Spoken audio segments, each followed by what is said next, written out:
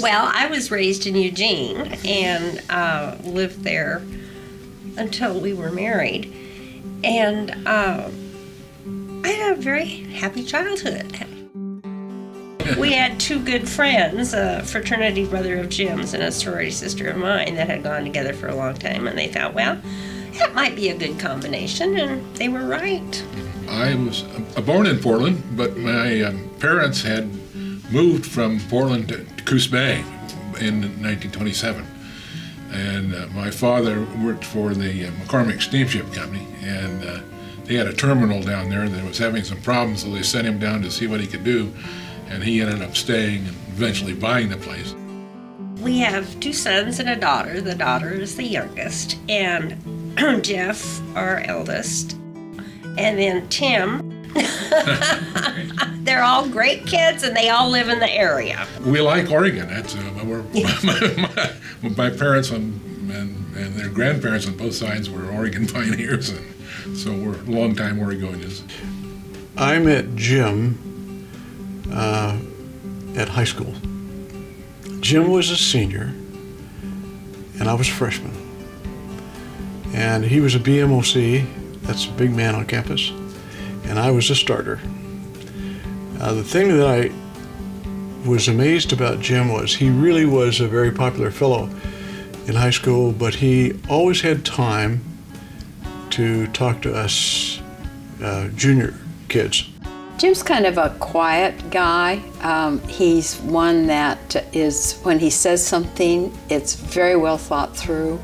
I think that I learned a lot about leadership from being with Jim and seeing him and admiring his approach to life.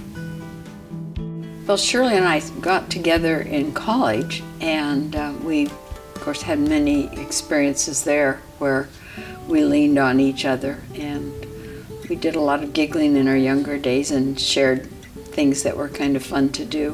What's not to love about Shirley? She's the other side of a matched set.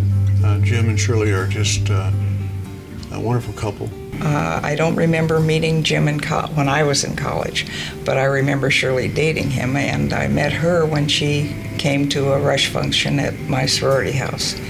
And she was a year younger than I. We kind of all come from the same place. There are similarities in our backgrounds. The three of us are all only children. So that, you know, we could be spoiled brats, but I don't think any of us are. I think they're very dedicated to their philanthropy. Shirley, I know, has done so much with young children. That's always been her interest, and she served on boards and gotten really involved in some of those.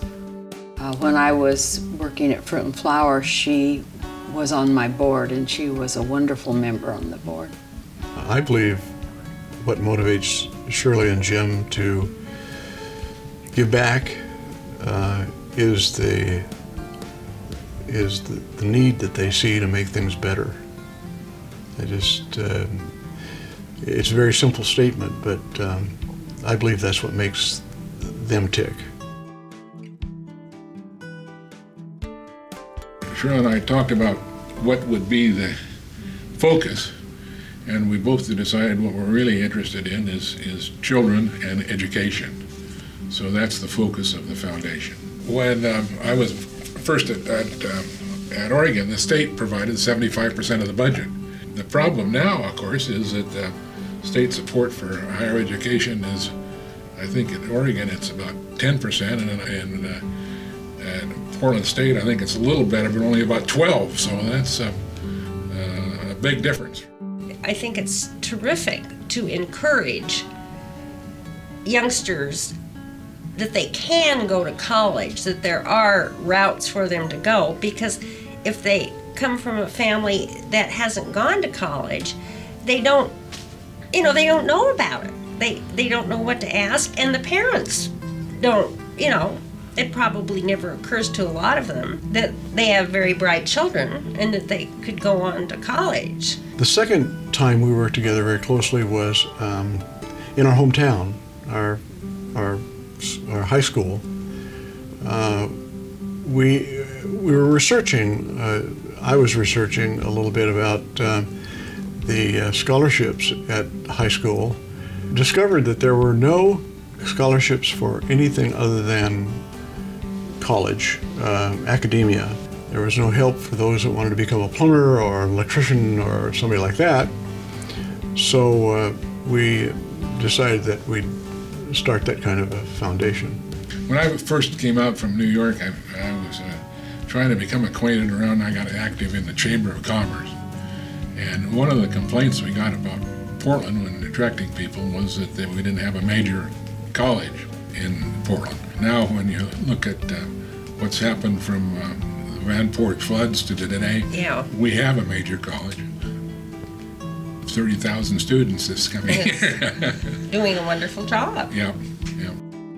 And I think he sets an example that a lot of people look at and say, hey, that's the right way to do it. And they do, and Jim and Shirley both do it not to gain that kind of accolade, but to really make a difference. Well, I think they take it as something that is a natural thing, and so it isn't something that they brag about or feel is all that special. I think it's a part of the way they live, that they live in a community and they want to make it better and do what they can to do that in every corner they touch. They're willing and generous, but they don't want any PR. They've been involved deeply in many, many, many community and philanthropic affairs. Thanks for the memories. It's been great knowing you both all these years and sharing our adult lifetimes. I'm most proud of our family, of the children. We raised 3 remarkable children, and that's my big accomplishment.